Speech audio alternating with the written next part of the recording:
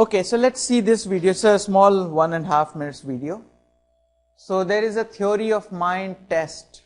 This is what I was talking once. Sally-Ann test. It's an interesting test.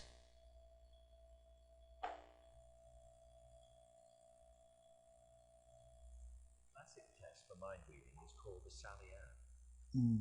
We'll have to increase the...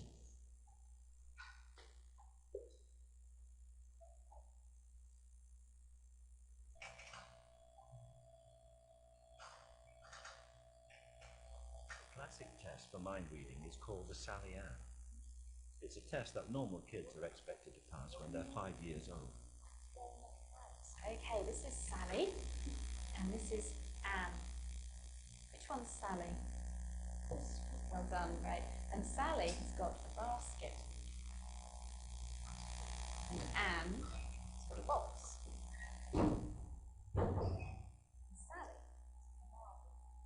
Sally puts her arm into the basket to keep it safe. You can't hear? Sally's outside. Naughty Anne. Anyway, this video doesn't work.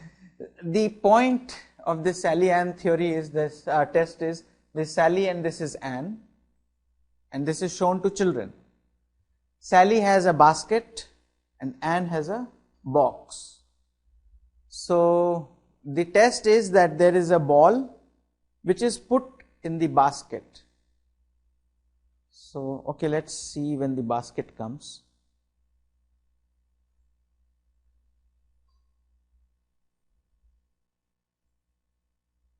Okay, so there is a basket, there is a box. So a ball is put in the Sally's basket, and then Anne goes out for some time. And what Sally does is takes this ball and puts it in the box.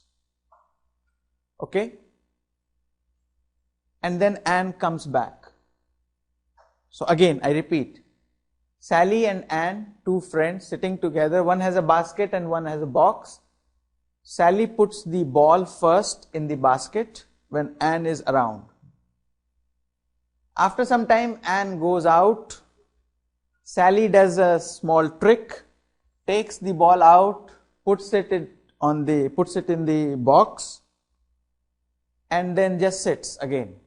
Anne comes back. The question is, when the Anne comes back, where will she search for the ball? In the basket? All of you say in the basket. Why?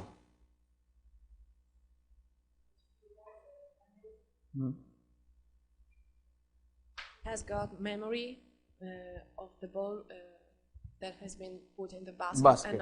And not in the box. Exactly. So, but the children up to 4 years or 5 years, if you ask them, they will say that Anne will search the ball in the box. Because they do not have this idea of, that the children cannot read others' mind. So they do not know that she does not have this knowledge that it is being changed.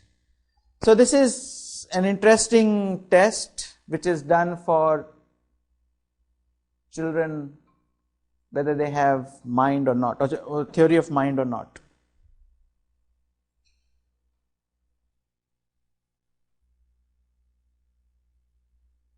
So now here I come to the discussion today. We know that mind is the set of cognitive faculties that enables consciousness, perception, thinking, judgment and memory. We have discussed some of it. The question that we need to ask is that, can a machine do it? Because that's the application part. One part is to understand how the mechanism works. That's where the cognitive science also plays an important role. But one very important part is that can it be applied to machines? You all have, or not all of you, but some of you have iPhones. An iPhone has got Siri. Now, If you ask something to Siri, Siri answers. I have a Siri here also. Hello. Hi, Amitash. So good.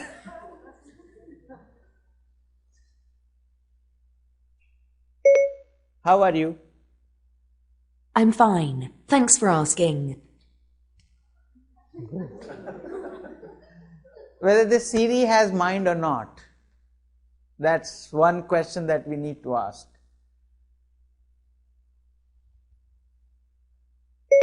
Are you hungry? No comment. Many people have asked these questions, funny questions. There are videos people ask Siri.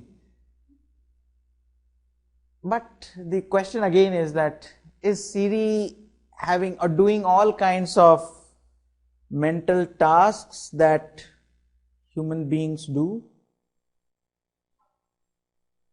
Again, I put this in a question.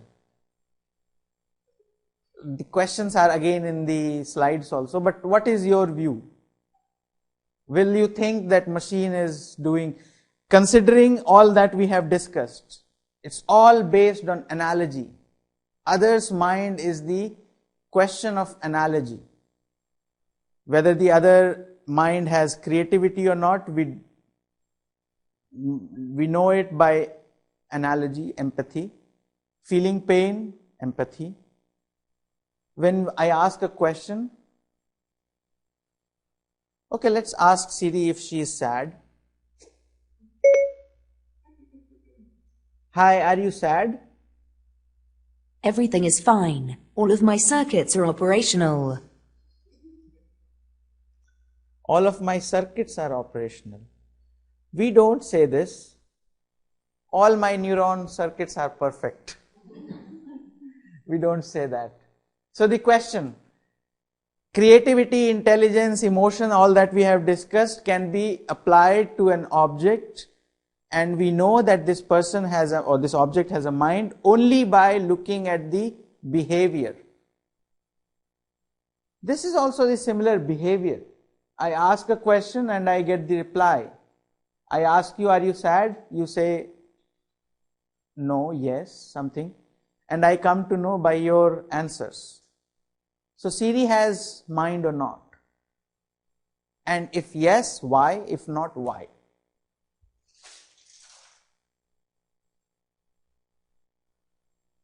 Did it feel pain? So Siri has mind? Anyone who thinks that Siri has mind? No? I take this question little further. In MIT, I know that there are some people who are working with, robots that look very human. So their face is made by silicon, and then they look very humanist, they look very human. But they are robots. And if you ask them any questions, they will answer.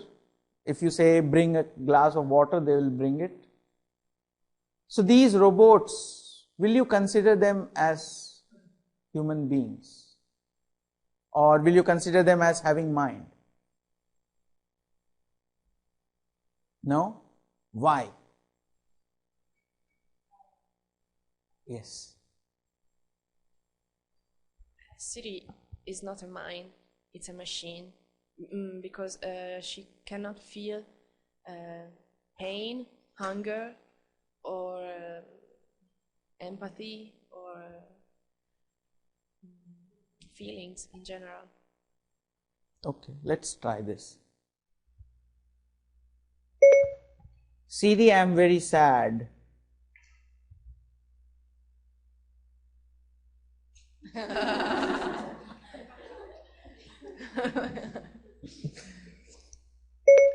Siri, I am very happy. It's good to be happy.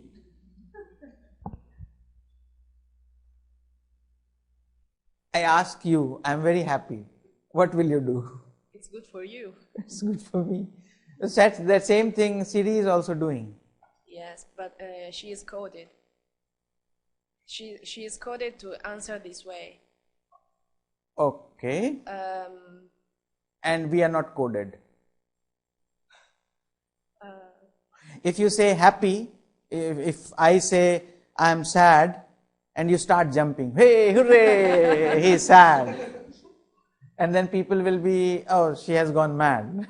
Because the other person is sad and she is... I am not supposed to be happy that you are sad. So that means you are also coded. You are supposed to respond in a particular way. I'm coded by behaviors that are expected by society, not by circuits. Okay, so I go a little further now. I'm just being, bad today. We also have circuits.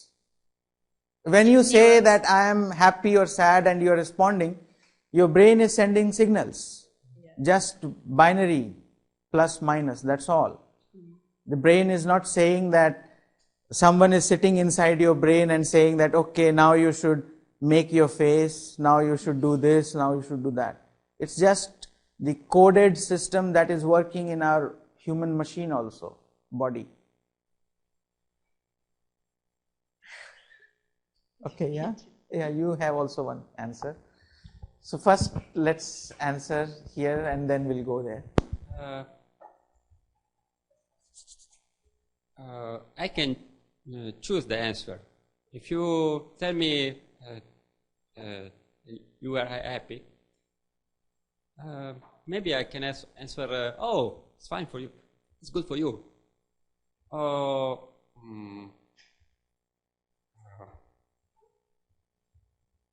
you can... Another answer. The answer is...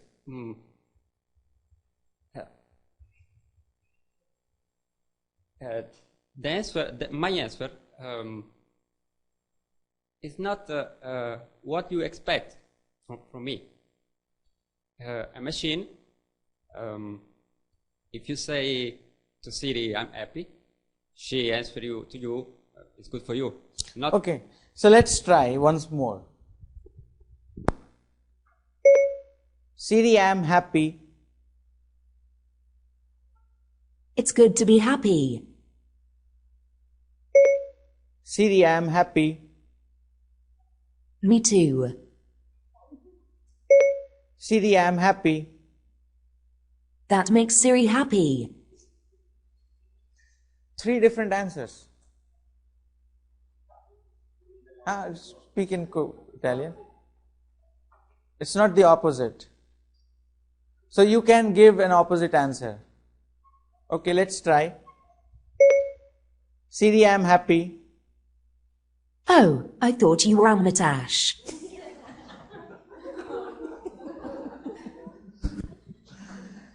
But again, this is not the answer that I was expecting.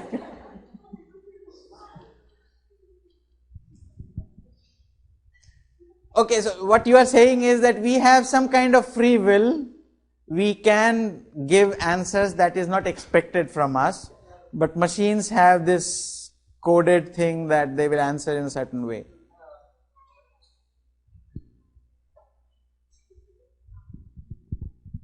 Okay, yeah, so you have one.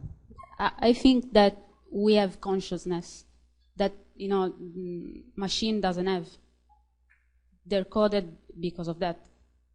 We have consciousness, and in that we don't know what does it mean, because philosophers try to explore this, but.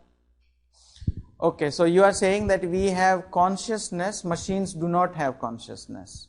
Yes, we construct their consciousness by coding them, but we don't know what make us conscious about being a human being. Okay, I'll keep this answer that we have consciousness and machines do not have. The question will be that what is consciousness? How do you decide that something is conscious? We don't know that. Religion tried. We do not know.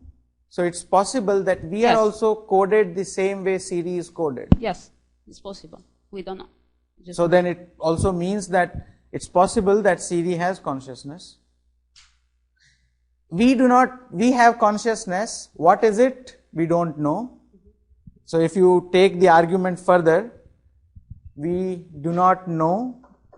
It's possible that we are coded in certain way. Yes. The Siri is. So Siri is coded. It's possible that she also has consciousness.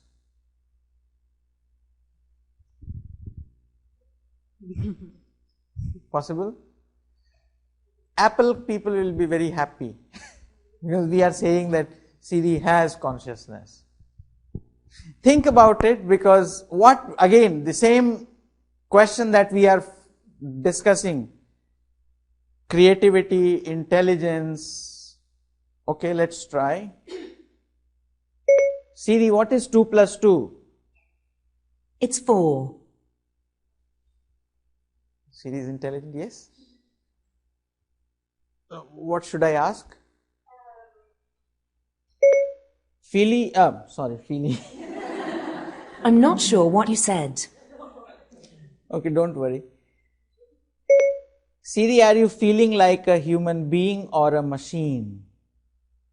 I'm sorry, Amitash. I'm afraid I can't answer that. Let's ask once more. Siri, are you a machine? I can't answer that. Are you a human being? In the cloud, no one questions your existential status. Bad friend. Doesn't answer. So Siri doesn't answer. But if you ask, so your thing is that if you ask a human being, he might say that no, I am not machine. I feel that I am human being. And these machines do not answer these questions. So if just because they don't answer, we should assume that they don't have mind. So, but let's try asking this to one of our friends. Hey John, are you a machine or a human being? What will be the answer? The answer will be, are you mad? Or will he say, no, I am human being. I am not feeling machine. Okay, let's try once more, asking the same question. Siri, please answer, are you a machine or a human being? Who, me?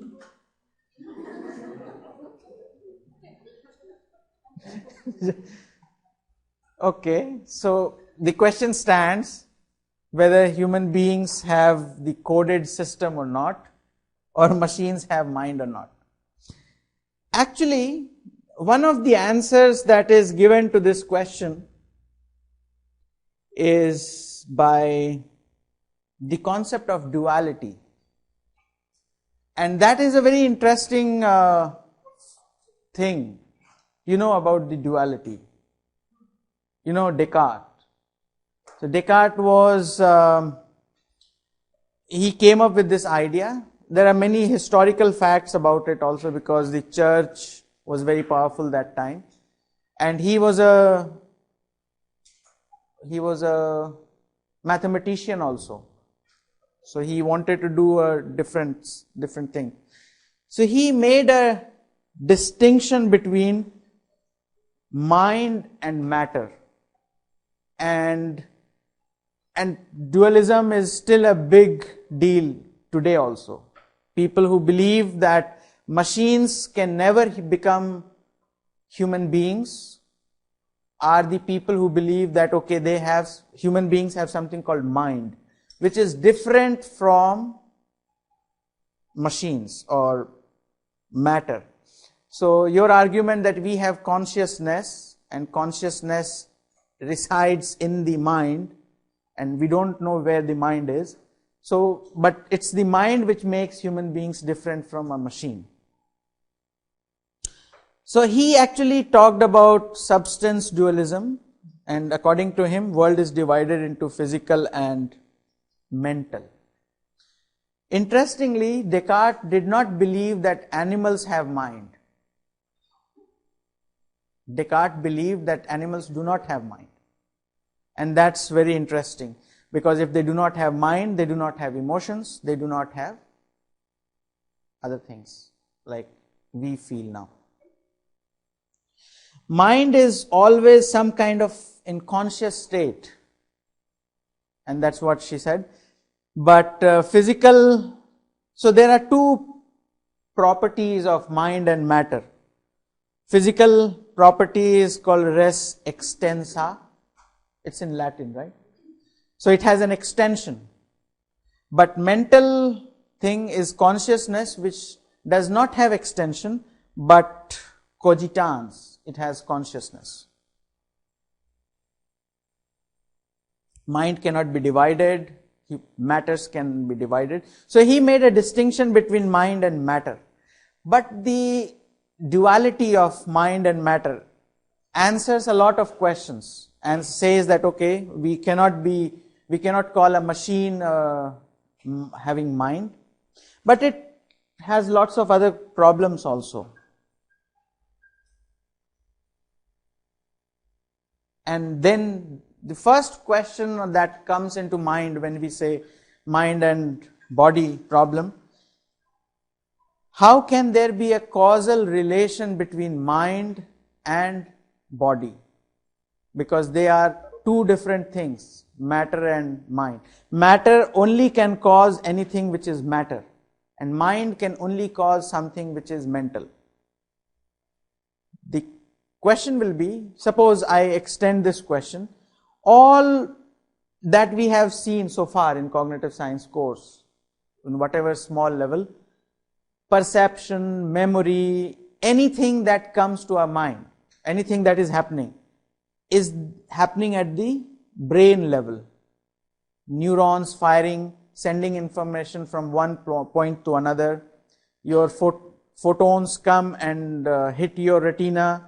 It gets converted into neuronal signal, goes to your brain, occipital lobe, and then some kind of processing happens and you see it. Same is with auditory and other things. Memory also we have seen is the connection, synaptic connections between two neurons. All that is happening at the brain level, which is matter level, physical level. Then how can we say that all this gets into something called consciousness or something which is mind? There is no possibility. If you can, suppose, imagine a bio class or bio researcher comes up and says that I can create all kinds of neuronal transactions in a machine. Here we know that machines, this machine has electric circuits, chips and other things. But you can imagine a, chemical reaction happening in a machine, and that is biological. Will you call that also will you not call it having a mind? Because everything that we know about human beings now happening at the brain level, how does it get converted at mind level? And that's a big question that we need to answer, and that's where philosophers are interested in. My second part of the class is more about practical level. That should we get stuck with these kind of questions? Should we try to answer them? Or should we look at a very practical and, functional answers? And what is more important for us? So, in this slide, I have list of questions related to mind, body. 2 minutes I'll ask one more question and then go to another level.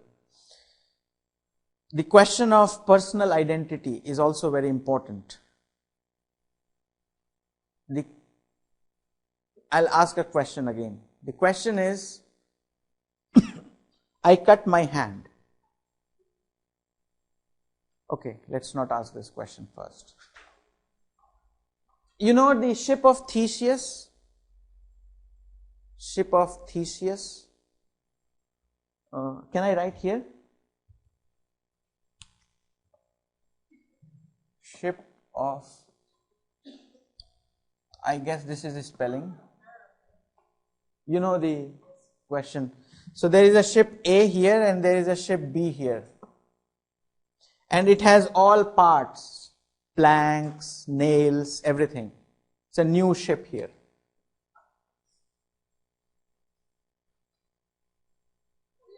I'm not a good painter. So there is a ship here. What a person like me, who is a bad guy, he's a thief also. He goes and he takes one nail out of it and then puts it here.